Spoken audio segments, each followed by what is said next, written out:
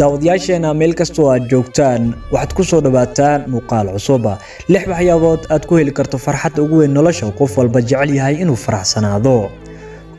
qofna ha nicin marnaba maxaa yeelay waa iska caadi in adiga lagu dhaco laakiin ruuxaasi tus inaad u faraxsan tahay waqti walba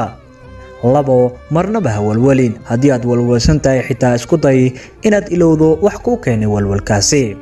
3 noloshaada ka dhig mid fudud nolosheenu waxay adkeynaysaa markii aan anaga isku adkeeno marka ka dhig noloshaada mid fudud oo waxyaabaha qaartiida